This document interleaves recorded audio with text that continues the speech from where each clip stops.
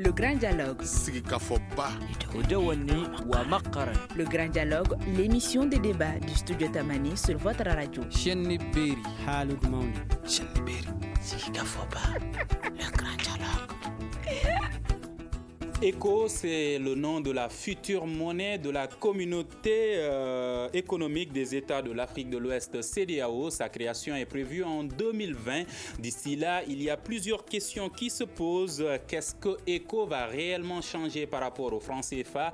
Est-ce que les conditions, toutes les conditions qu'il faut pour créer cette monnaie sont réunies? Alors nous avons 4 économistes réunis autour de cette table. Il s'agit de Dr Etienne Fakaba Sissoko au téléphone, professeur Mamoutou Soumaré, professeur Abdoulaye Nyang et Modibo Maoumakalou qui nous rejoindra dans quelques minutes. Je suis Mohamedou Touré, chers auditeurs et téléspectateurs et internautes qui nous suivaient en live sur Facebook. Bonsoir à toutes et à tous et bienvenue à ce Grand Dialogue.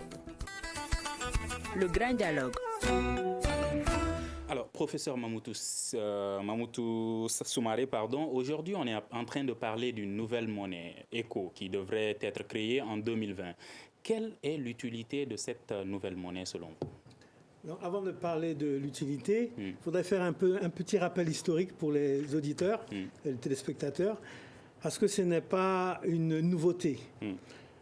En 1975, il y a eu la création du système de compensation ouest-africain qui a été remplacé par l'agence monétaire ouest-africaine. Et en 1983, les membres de la CEDEAO avaient décidé de créer une monnaie unique. En 1983. Donc, je ne sais pas si vous voyez à peu près, c'est l'année de la création de la Bank of Africa au Mali. Et si on se rappelle un peu, c'est l'anniversaire également du franc malien qui a été créé le 1er juillet 1962. Mais en 83, c'était en mai 83 qu'il y a eu cette décision. Ensuite, en 2000, il y a eu 5 États qui ont décidé de créer la zone monétaire ouest-africaine. L'accord a été signé à Bamako le 15 décembre 2000. Il y avait la Guinée, il y avait le Ghana, il y avait la Gambie, il y avait la Sierra Leone, il y avait le Nigeria. Ces 5 pays devaient créer une monnaie unique en 2003. Ça n'a pas pu marcher. Ils devaient la créer en 2005. Ça n'a pas marché en 2005. Ils l'ont repoussé à 2009. Ça n'a pas marché. Ils l'ont repoussé à 2015. Ça n'a toujours pas fonctionné. Et ça a été repoussé à 2020. Il faut voir que cette monnaie unique qui devait être créée en 2003 était l'embryon en fait de la monnaie unique, et ultérieurement les États de la CFA devaient s'arrimer à cette nouvelle monnaie.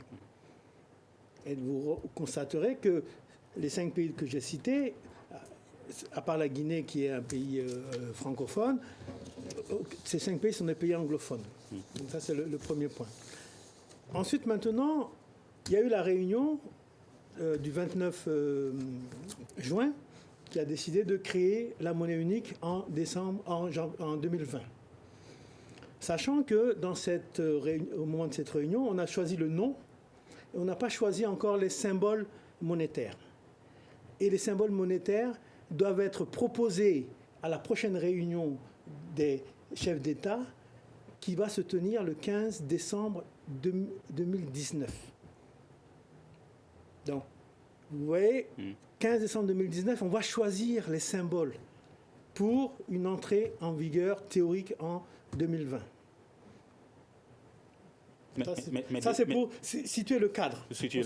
Aujourd'hui, est-ce que vous pensez que la création de cette monnaie unique est une bonne chose? Non, d'un point de vue économique, la création est bonne.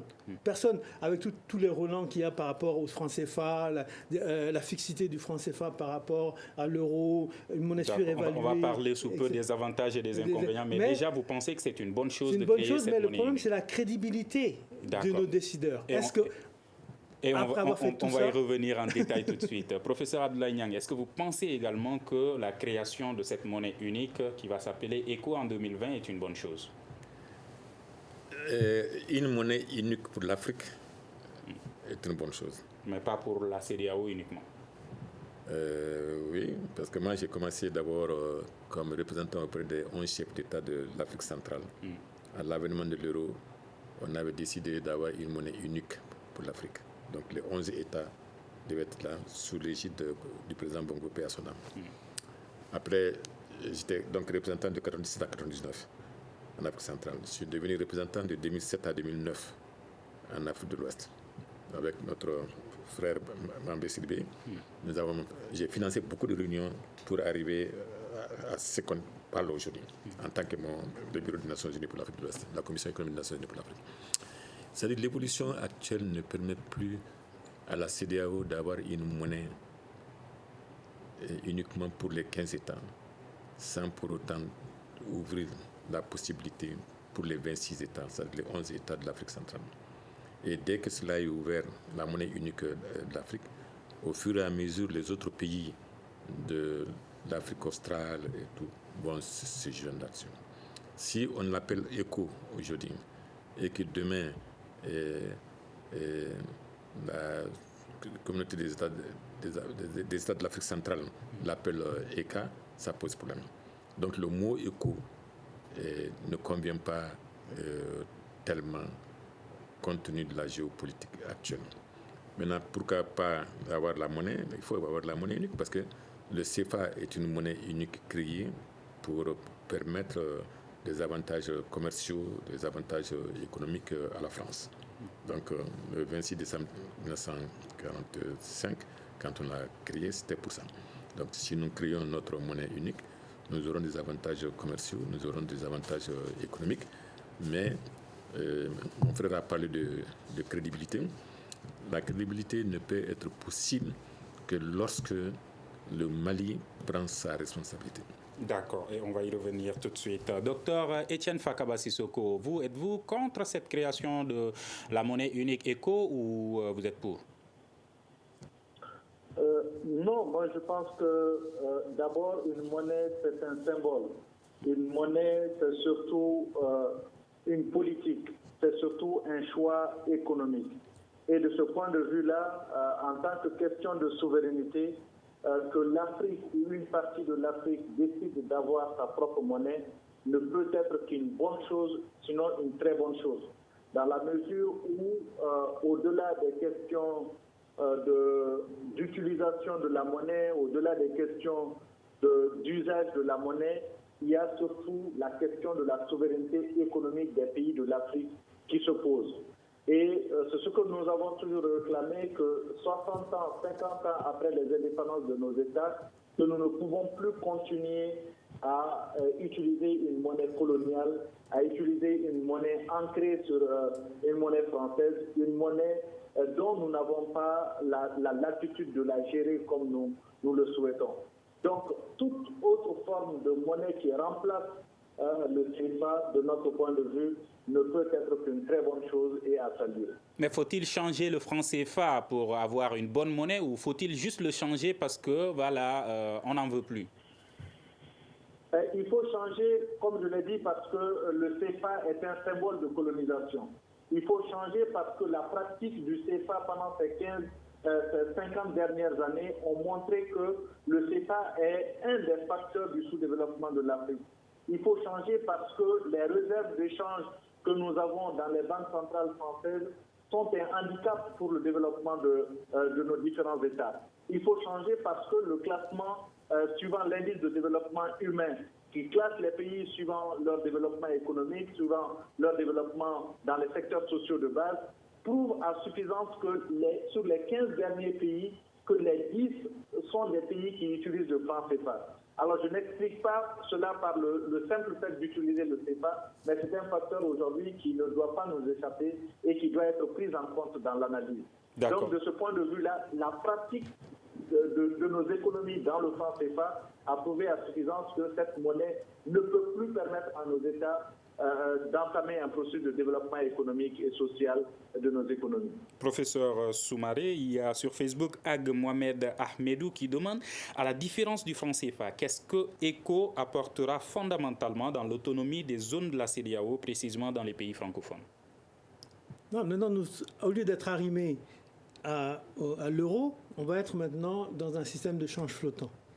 Donc, le système de change flottant, on n'a pas l'expérience réellement du change flottant. Il y a eu, au Mali par exemple, il n'y a eu que 2 dévaluations. Bien sûr, il y a des dévaluations camouflées, parce que chaque fois que l'euro est dévalué, le franc CFA, par ricochet, est dévalué. Mais une dévaluation qui atteigne directement nos économies, on n'a pas fait cette expérience. Théoriquement, ça devrait faciliter les échanges. Ça devrait faciliter les échanges pour le marché, le très grand marché, qui est un marché de 300 et quelques millions d'habitants, et qui a potentiellement 840 milliards de dollars de PIB. Mais il faut faire attention également à savoir que dans ce grand marché, la moitié est constituée par un seul pays, qui est le Nigeria. Le docteur Sissoko parlait tout de suite de l'indice de développement humain. Le Nigeria, qui a sa monnaie depuis des décennies, est en 189e position pour l'indice de développement humain. Pourtant, il a sa monnaie. Donc ce n'est pas une condition sine qua non pour l'amélioration de la situation de vie. La vie des Nigériens n'est pas forcément meilleure que la vie des Maliens. Vous savez que le SMIC qui vient d'être instauré au Nigeria il y a quelques mois atteint 40 000 francs CFA, que nous avons déjà atteint il y a quelques années. Sachant qu'au Nigeria, par exemple, la Banque centrale injecte des liquidités pour soutenir le NERA. L'année dernière, ou il y a 2 ans, la Banque centrale a été obligée d'investir 40 milliards de dollars pour soutenir la monnaie.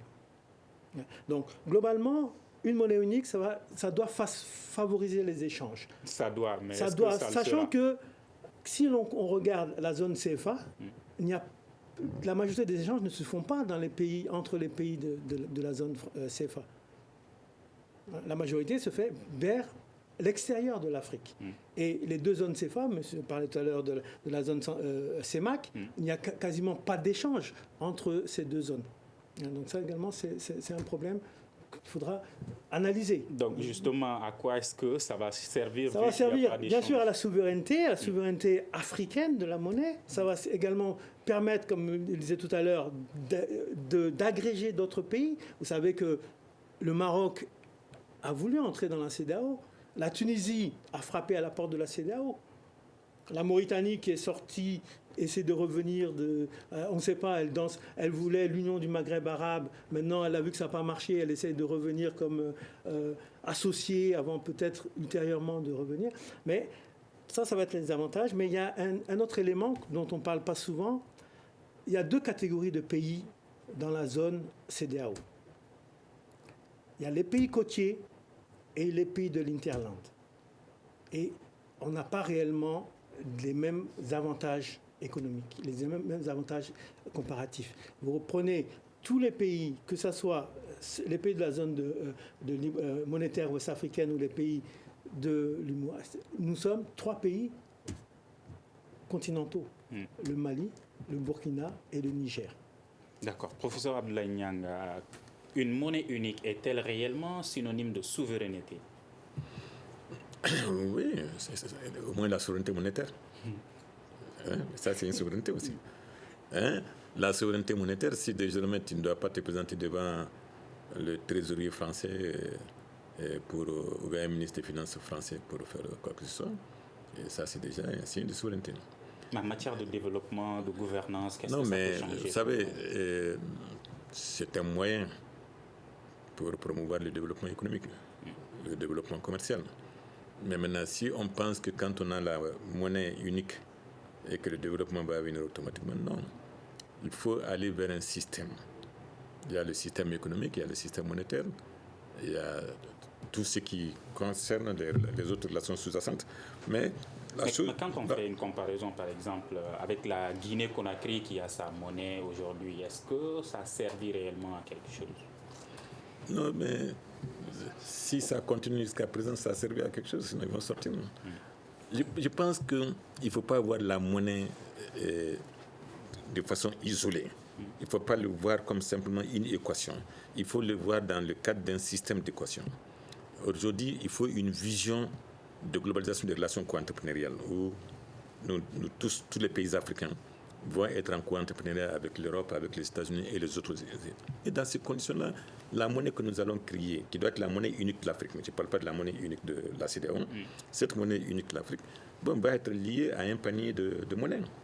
En particulier, le dollar peut toujours continuer, l'euro peut toujours continuer, mais aussi peut-être la monnaie chinoise. Bon, mais là, on va sur le terrain d'écran pour se battre. Et il n'y a aucune raison de penser que cette monnaie unique de l'Afrique ne va pas jouer son rôle, dans la mesure où l'Afrique est la réserve des ressources naturelles. Et le développement du reste du monde dépendra beaucoup plus de l'accès à nos ressources naturelles selon cette vision de globalisation de prospérité partagée. Donc nous avons développé un modèle de globalisation, nous avons développé une vision, nous avons développé une stratégie. La monnaie unique va dans ce sens-là. C'est pourquoi d'ailleurs on avait créé une plateforme CFA, mais exit, c'est-à-dire sortie du CFA. Mais je dis encore une fois de plus, si c'est pour aller vers une monnaie unique de la CEDEAO, puis après une monnaie unique de la CEAC, après une monnaie unique de la COMESA, et de la SADC, ainsi de suite, ça ne marchera pas. Il faut que l'Afrique de l'Ouest, qui joue toujours un rôle de pionnier, joue ce rôle de pionnier pour amener les autres. C'est vrai, il faut l'ouvrir de manière qu'il rentre au fur et à mesure, pas d'un seul coup. Mais ils auraient dû tout faire pour mettre les 26 États. La Mauritanie, en réalité, dans le cadre de la monnaie unique, la dernière nom que j'ai cité avant de prendre ma retraite, c'était en Mauritanie. Donc la Mauritanie est là-dedans, ça fait les 16 en réalité. 16 plus 11, ça te fait 27. Bon, au moins ces 27-là, sinon on peut même ajouter d'autres. Ces 27-là auraient dû aller ensemble. Bon, mais allons-y avec la monnaie, les symboles vont être faits, puis après, on sera obligé de changer quand on élargit aux autres. Et aussi, ils vont dire que leur symbole doit être pris en compte. Donc, on ne voulait plus aller par cette étape de non-signe, parce que ça ne fait pas avancer dans ce monde de globalisation. D'accord. Modibo Maoumakalou, merci de nous rejoindre. En même temps, il y a Issouf Tiemoko Sogodogo qui pose une question sur Facebook. Quels sont les préalables pour la zone CEDEAO avant d'entreprendre une telle rupture? Par rapport à la monnaie? Par rapport à la monnaie. Merci beaucoup. En fait, quand on parle de monnaie, on parle de plusieurs choses. C'est un instrument, c'est une unité de compte, c'est une réserve de valeur, c'est un moyen d'échange et maintenant c'est un instrument de spéculation aussi. Parce que vous n'êtes pas sans ignorer que maintenant que nous allons parler de l'éco qui va être à taux de change flexible, que ce sera le taux de change sera déterminé par les forces du marché, l'offre et la demande sur le marché d'échange qu'on appelle le foreign exchange. Et sur ce foreign exchange, vous avez environ 7 000 milliards de dollars qui s'échangent quotidiennement. Presque 2,5 fois la richesse nationale de la France en une année. Donc, ce sera une tâche ardue, mais en même temps, les préalables à une monnaie unique au niveau de la CEDEAO concernent surtout les critères de convergence. Les critères de convergence de quoi? Des économies. Parce que si vous vous souvenez, par rapport à l'Union monétaire ouest-africaine, qui est l'UMOA, auquel appartiennent les 8 pays qui ont en partage le franc CFA, nous avons fait l'union monétaire avant de faire l'union économique. Parce que vous savez que l'UMOA n'a été constituée qu'en 1994. Mais ce n'est pas toujours une mauvaise chose, mais en théorie économique, on a inversé les choses. Mais ça a bien marché pour nous.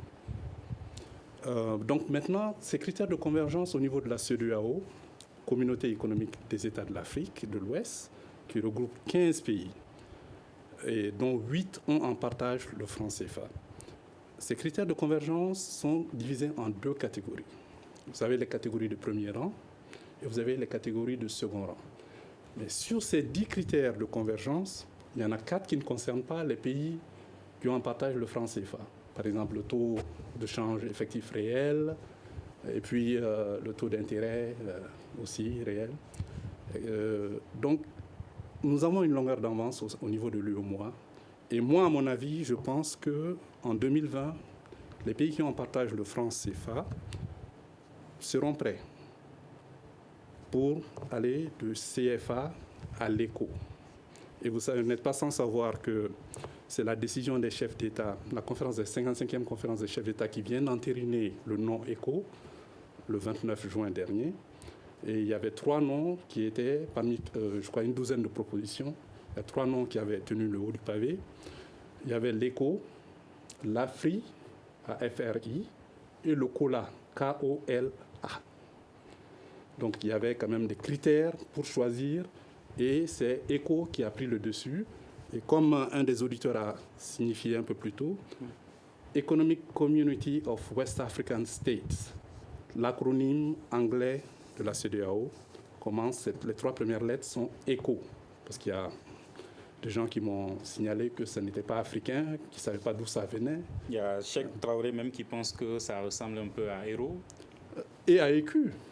EQ qui était European Currency Unit, le prédécesseur de l'euro, qui était quand même, dont Valéry Giscard d'Estaing et l'ancien président français, et Helmut Schmidt, l'ancien chancelier allemand, étaient quand même les artisans de ce serpent, ce qu'on appelait le serpent monétaire, qui variait dans une marge de 3% dans un sens comme dans l'autre. Donc cela a donné plus tard lieu à l'éco, à l'euro plutôt. Donc ce sont ces critères de convergence qui sont importants. Mais malheureusement, il y a eu un rapport qui a déterminé qu'au niveau de la CEDEAO, les critères de convergence se sont détériorés dans certains États. Et ce ne sont pas les États qui ont le CFA, dans d'autres États. Ce qui fait que les chefs d'État ont demandé de redoubler d'efforts au niveau de ces États pour essayer de rattraper les États qui ont en partage le franc CFA, les États de l'UMOA. Donc 2020 étant tout juste pas loin, parce qu'on est au mois déjà de juillet, 2020, l'échéance sera assez courte, mais tous les pays ne seront pas prêts. Mais les pays CFA seront prêts. Mais est-ce que ce serait une bonne chose que les pays CFA seulement adoptent l'éco? Je ne pense pas. Je pense que il y a des pays quand même qui se portent très bien financièrement et économiquement, comme le Cap-Vert, qui est certes un petit pays, mais un petit pays très dynamique. Et nous espérons que d'autres pays, mais la locomotive, le Nigeria ne sera pas prêt. Le Nigeria, vous savez, constitue 60% de la population de la CEDEAO. 200 millions d'habitants sur 350 millions d'habitants. Le Nigeria constitue 70% de la richesse de la CEDEAO. 445 milliards de dollars de produits intérieurs bruts sur environ 700 milliards de produits intérieurs bruts pour l'ensemble des 15 pays de la CEDEAO. Donc ce géant, ce mastodonte, qui va avoir en main la politique monétaire et la Banque centrale, et l'éco ne sera pas prêt en 2020. Ça, c'est mon avis personnel. Vous pensez que l'éco ne sera pas prêt en 2020? Non, l'éco sera prêt, mais le Nigeria ne sera pas prêt. Donc, mais l'éco sera lancé selon vous?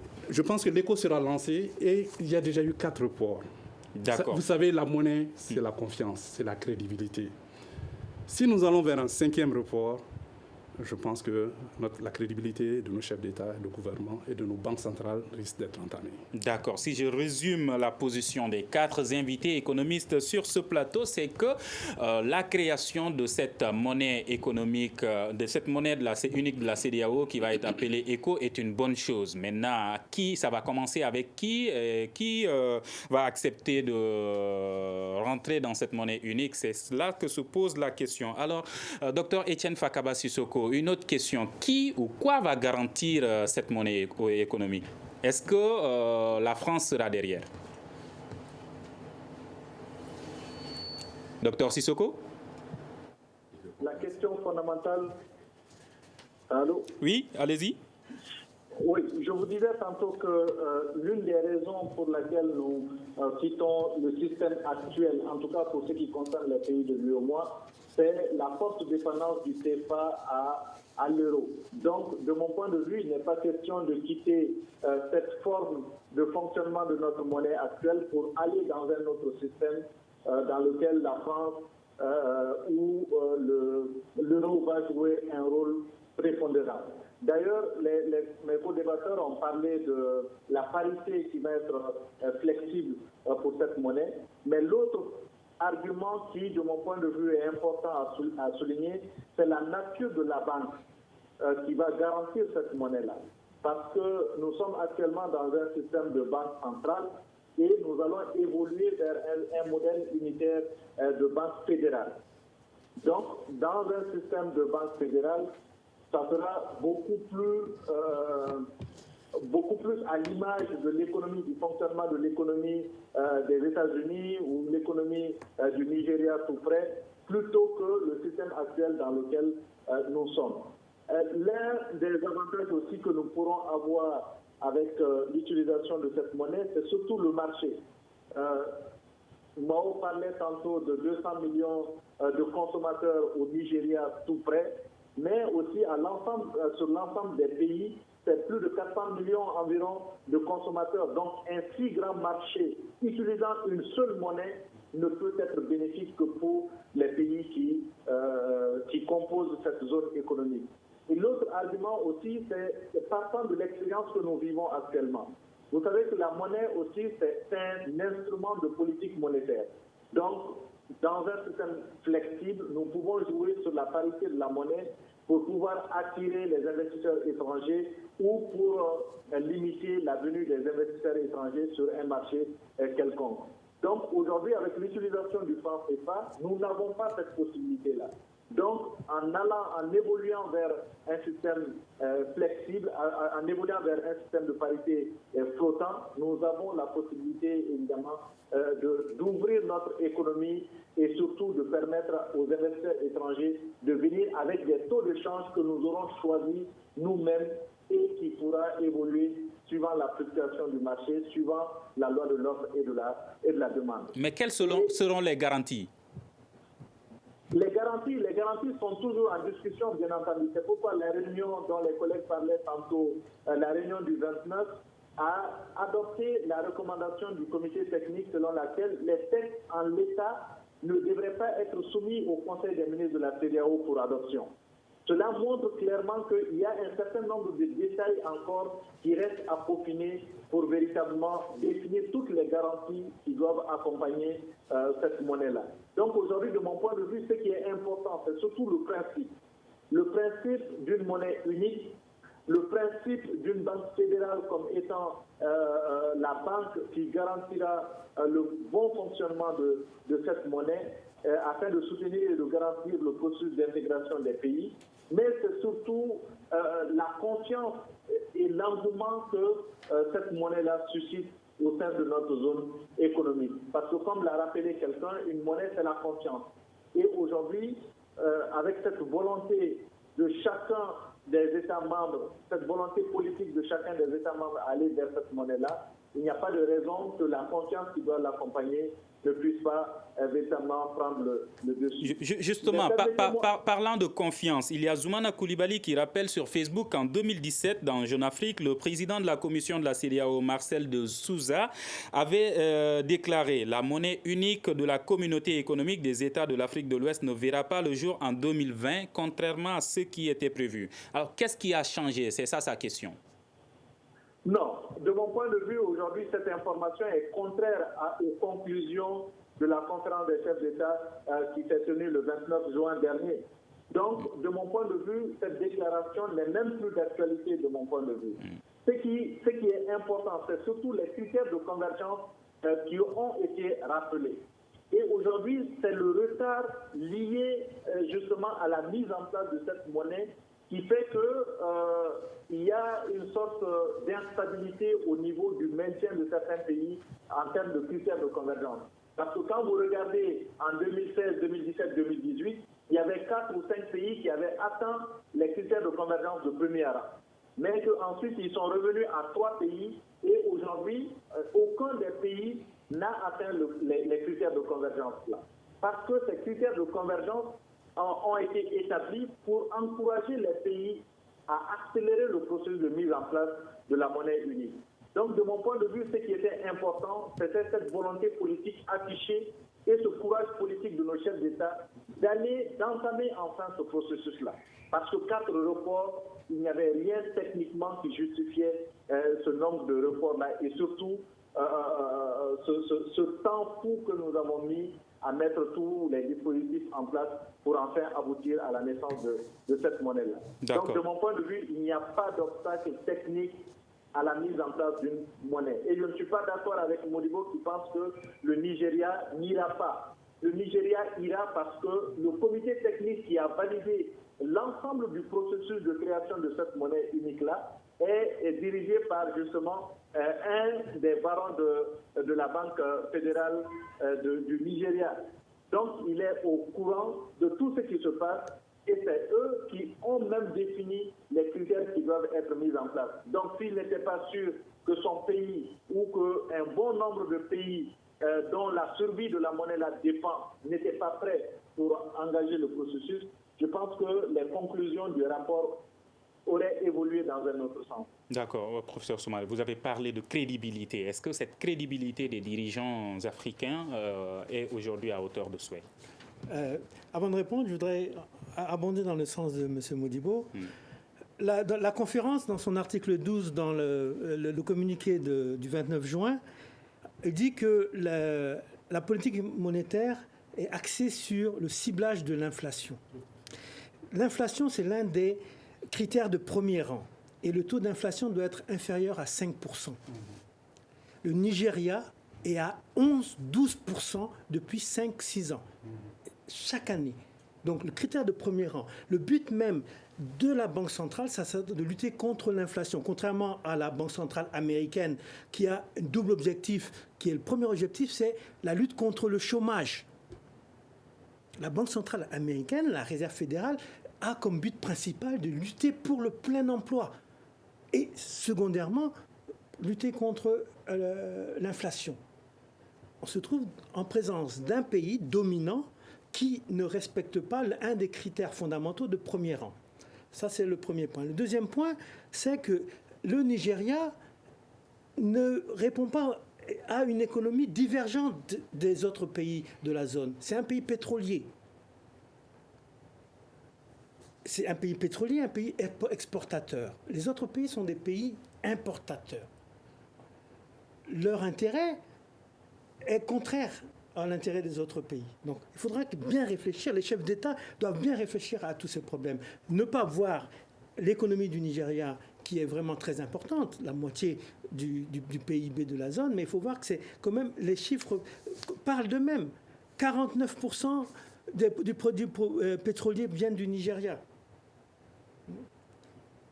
C'est des milliards et des milliards de dollars d'exportation du pétrole. Donc, la deuxième crédibilité, c'est toujours dans la conférence des chefs d'État du 29, ils se sont plaints que les structures mises en place pour mettre en la monnaie unique n'ont pas de financement. C'est dans une des notes de la note 15, l'article 15 de la zone, qui disent qu'ils n'ont pas de financement. C'est-à-dire qu'on va se retrouver on ne va pas aller demander à la France de financer la transition vers l'éco. Justement, donc, est-ce que cela veut dire qu'on n'a pas encore de garantie? Non, on n'a même pas les financements. Dans le rapport final de la conférence qui a eu lieu le 17 et le 18 juin, ils se sont déjà même plaints qu'il n'y a pas les ressources humaines, qu'il n'y a pas les financements pour les comités d'experts. Dans ce contexte, comment ça peut fonctionner, professeur Niang, s'il n'y a pas de financement? Moi, je suis un ancien de cette boîte-là. J'étais représentant auprès de 15 chefs d'État de la CEDEAO. Il faut qu'on soit sérieux. La CEDEAO a toujours eu de l'argent, et beaucoup d'argent. Qui vient d'où? Mais ça vient de l'économie, de la puissance de l'économie de cette sous-région. Ce n'est pas les pays développés qui donnent à la CEDEAO, non, comme la France? Naturellement, ils demandent toujours. Même moi, ils me demandaient des postes. J'ai donné des postes de P5, par exemple, pour faire le commerce, mais ils n'en ont pas besoin. Je sais que le président de la commission à l'époque, je dis, mais écoute, Chamba, est-ce que tu as besoin de ça réellement? Alors, s'ils ont des financements, pourquoi disent-ils ne pas en avoir? Est-ce une stratégie? Il y a une très mauvaise gestion au sein de ces organisations. Il y a de la corruption aussi. Ça, il faut le savoir. Je pense que le temps est arrivé maintenant de ne plus continuer avec ça. Mais ce que je veux dire simplement pour le fiston, la convergence, on l'avait atteint à un moment donné pratiquement. J'étais à cette réunion avec Mambi Sidibe, Père Sonam. On était à Accra. On a fêté même la nuit. Et le lendemain matin, le message est venu de quelque part que non, les calculs qui nous ont été présentés, sur lesquels on a cogité, que c'était faux. Et maintenant, on est arrivé à un moment donné où la France ne peut pas continuer à avoir les mêmes relations sur la monnaie. Donc, ça, c'est primordial sur toutes sortes de critères de convergence. S'il n'y a pas de convergence, qu'on reste avec la France.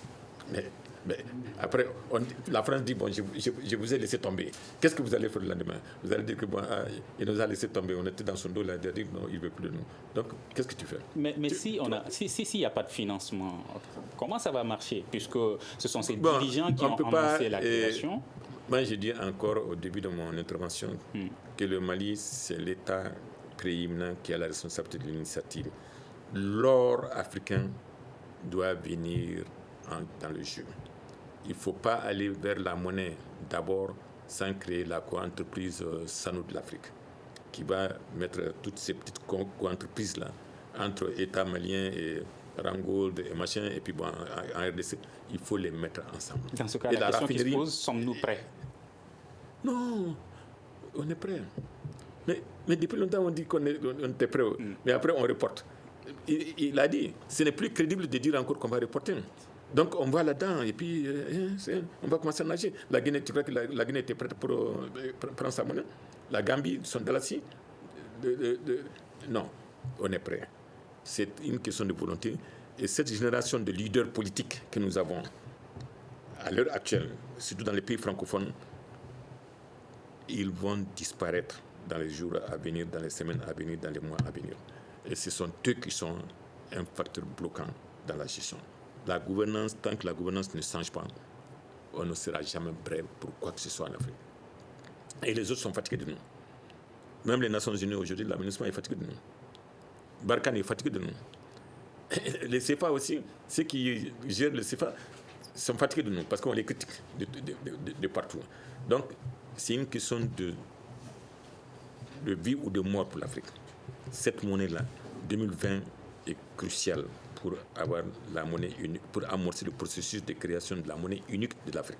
Je parle encore de la monnaie unique de l'Afrique. Ça, on est persuadé au sein de cette étude stratégique. Et ça ne va pas marcher, selon vous, sans une bonne gouvernance. Est-ce que cette bonne gouvernance, elle existe?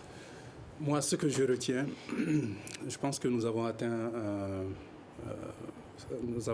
une étape historique de l'indépendance de nos États.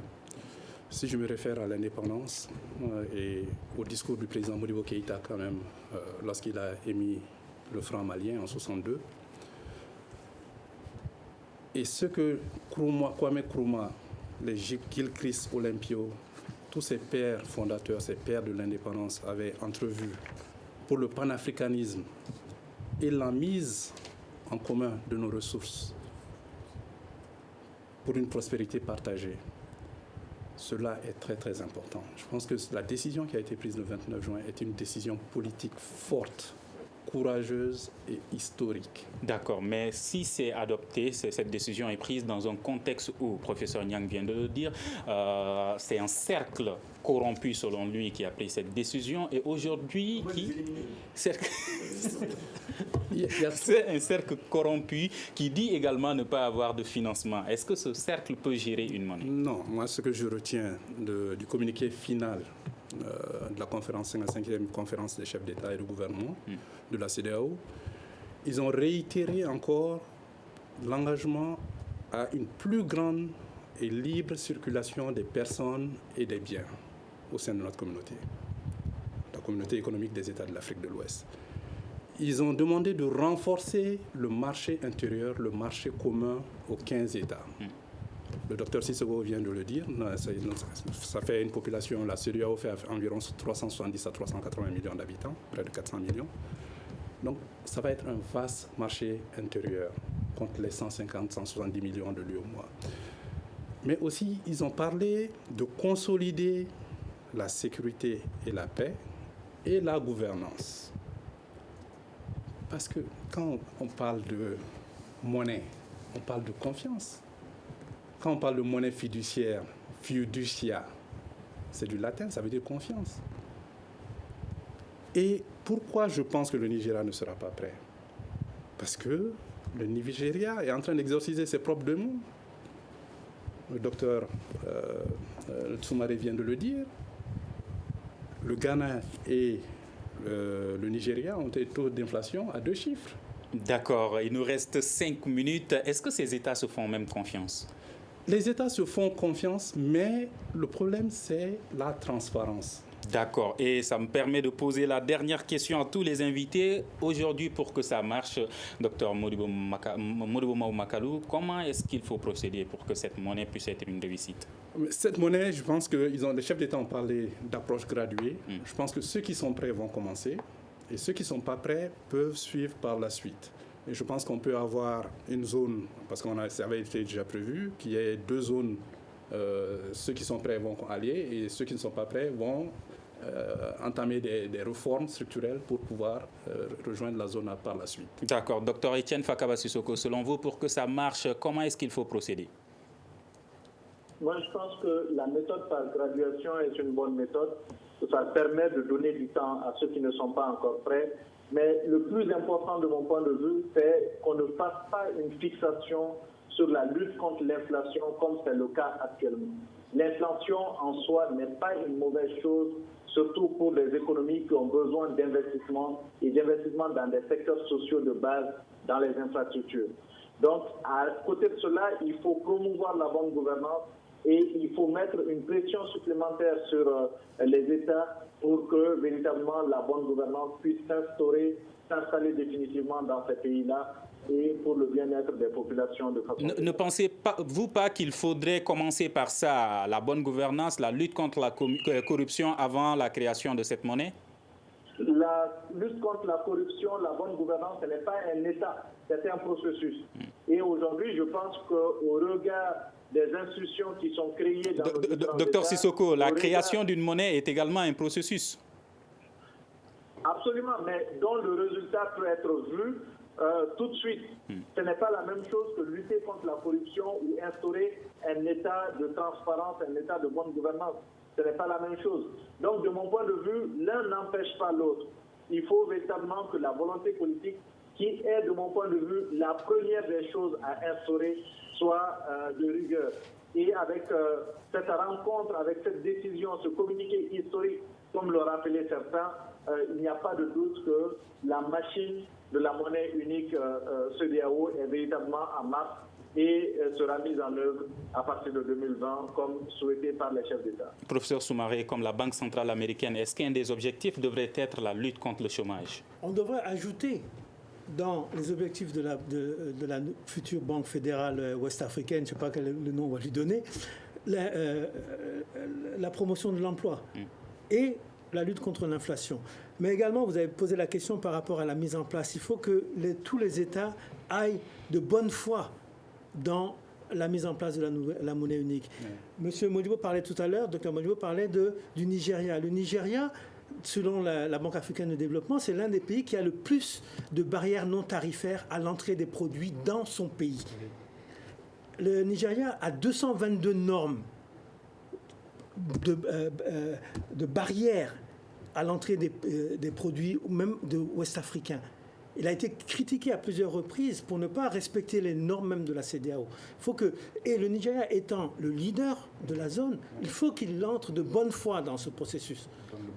Qu'il donne le bon exemple. Il ne faut pas qu'ils mettent des barrières non tarifaires. D'accord. Professeur Niang, est-ce que vous êtes optimiste? Est-ce que vous pensez que ça va réussir? Oui, non, ça c'est...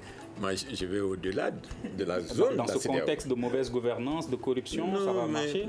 Écoute, la mauvaise gouvernance, ça fait partie de la vie. Mais il faut s'y atteler. Nous, on dit simplement, pour ne pas parler d'emploi, on dit que cette monnaie-là doit aider à promouvoir la prospérité partagée. Elle doit faciliter pour promouvoir la prospérité partagée. Quand la prospérité est partagée, au lieu de gagner ce que tu gagnes maintenant, tu gagnes 10 fois, 15 fois. Que faut-il faire pour que ça soit le cas? Ah non, mais on a déjà défini une vision. On a déjà défini le modèle. Et nous sommes prêts. C'est-à-dire nous avons quelques obstacles, je ne vais pas en parler aujourd'hui, mais ces obstacles-là, dans les 2 semaines ou 3 semaines à venir, nous allons lancer le processus pour les enlever. D'accord. Alors, merci à tous.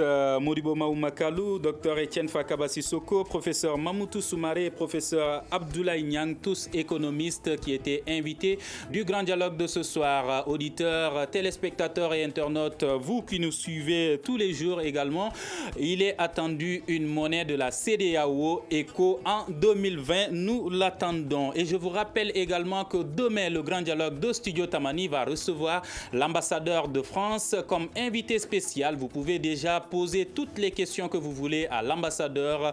En posant ces questions, vous pouvez les adresser sur notre page Facebook Studio Tamani Fondation Hirondelle ou également sur WhatsApp à travers ce numéro 77 01 58 01 77 01 58 01. À la régie vidéo et audio, Mamadou Ouattara et Gagny Kanté. Je suis Mohamedou Touré. À demain pour un prochain grand dialogue de Studio Tamani.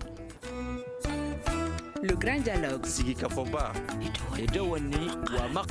Le grand dialogue, l'émission des débats du Studio Tamani sur votre radio.